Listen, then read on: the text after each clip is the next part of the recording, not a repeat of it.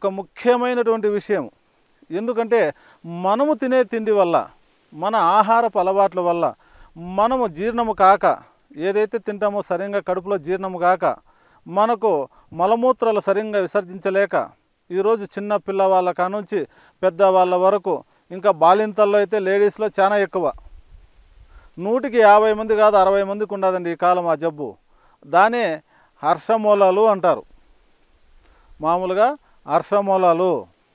మొలలకు మనకు మంచి వైద్యము అందించేకి ఈరోజు నేను ఈ వీడియో చేస్తున్నా. మీరు ఫస్ట్ నుంచి లాస్ట్ వరకు స్కిప్ మామూలుగా చూడండి, అలా నొక్కుంటే స్కిప్ చేయకోకుండా నీట్గా చూడండి, మీకు అర్థమవుతుంది. అది ఎలా ఆ మొలలు పోగొట్టుకోవాలంటే చాలా భయంకరంగా ఉంటుందండి. మొలలో మనం బాత్రూమ్ పోయినప్పుడు కానీ లెట్రిన్కి పోతే వాళ్ళ బాధ వర్ణనాతీతం. శరీరంలో నరాలన్నీ గుంజుతాయి, ఒక్కోసారి రక్తం పడుతుంది, ఒక్కోసారి అయితే మంట, నొప్పి, కూర్చుంటే లేయలేము, ఎక్కడైనా బండిలో పోతే కూర్చోలేము, చాలా బాధపడుతున్నారు. అలాంటి వాళ్ళ కోసము ఈ మంచి వైద్యాన్ని నేను మీకు తెలియజేస్తున్నా. ఆ మొలలు ఎలా ఉంటాయంటే లోపలే ఉండి రక్తం పడుతూ ఉంటాయి. మనం ఇంకా ఎక్కువయ్యి కడుపులో పేరుకొని పోయేసి మనకు లెట్రిన్ ఎప్పుడైతే సరిగా రాదో అప్పుడు బయట వస్తాయండి. అవి బయట సూది మొనల్లాగా వచ్చి చూసేకి మెత్తగా ఉంటాయి, చేతికి తగిలేకి, కానీ నొప్పి మాత్రం ఎక్కువగా ఉంటుంది. అలాంటివి పోగొట్టుకోవడానికి ఈరోజు నేను నీకు మంచి విషయాన్ని మీకు తెలియజేస్తున్నాను. అది ఏమిటి? దానికి కావాల్సింది మనకు కానుగా అంటారు. చూడండి, ఆ మొక్క ఇదే, ఆకులు ఇవే ఇలా ఉంటాయండి. చూడండి, ఆకులు ఇలా ఉంటాయి.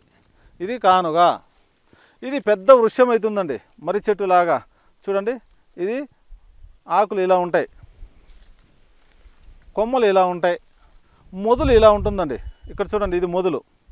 ఈ మొదలు దీన్ని మనం తొగితే కింద ఏర్లు ఉంటాయి, బాగా నేతగా ఆ సైజు ఉండే ఏర్లు తీసుకోండి. ఏర్లు పైన బెరడు కూడా మందంగా వస్తుంది, దాన్ని తీసి దంచండి.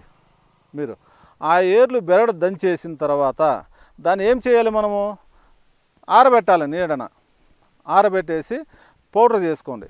ఒకవేళ పచ్చిదే బాగా నీళ్ళు వస్తాయి, దాంట్లో రసం వస్తుంది అనుకుంటే పిండుకోండి.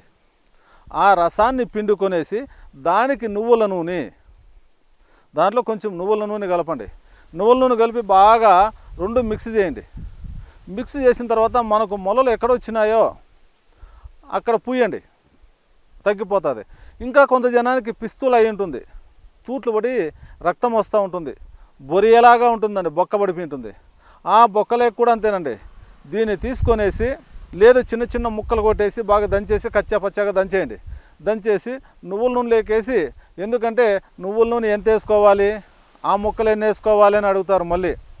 ఇవి ఒక 1/2 కేజీ తీసుకోండి. కానగ ఏరు పై బెరడు ఒక 1/2 కేజీ, నూనె ఒక 1/4 కేజీ తీసుకోండి. కొన్ని వేసి మాడిపోయిన తర్వాత తీసేస్తారండి. తర్వాత 2 కలిపి నూరండి. ఆ మాడిండేటువంటి పై బెరడు, ఈ నూనె 2 కలిపి బాగా నూరేసి పేస్ట్ లాగా చేయండి.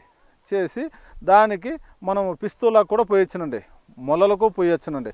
ఇంకా ఆ రసానికి కొద్దిగా, అంటే రసము ఒక 5 ml ఉందనుకోండి, 5 ml తెల్ల ఎర్రగడ్డల రసం. బాగా గుర్తుపెట్టుకోండి, కానగ ఏరు రసం 5 ml ఉంటే తెల్ల ఎర్రగడ్డల రసం 5 ml. 2 కలపండి. బాగా కలిపేసిన తర్వాత కారం ఉండదండి, తీపి ఉంటుంది. మీరు తాగండి ఉదయం పరగడుపున. ఇలా ఒక వారం చేసినారనుకోండి, మీకుండేటువంటి హర్షమూలలు కానీ, పిస్తులా కానీ, అజీర్తి కానీ, కడుపులో మంట కానీ ఇవన్నీ తగ్గిపోతాయి. ఇదిగో చూడండి, దాని పేరు ముడుగుదామర. చూడండి, ఇలా మనం ముట్టుకుంటానే, చూడండి ఇలా మనం ముట్టుకుంటానే ముడుసకపోతుందండి. చూడు,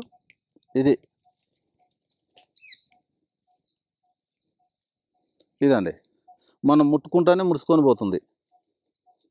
దీన్ని నాట్ టచ్ మీ అని కూడా అంటారు. ఆకులు ఇలా ఉంటాయండి, ఇలా ఉన్నవి ఇలా ముడుచుకొని పోతాయి.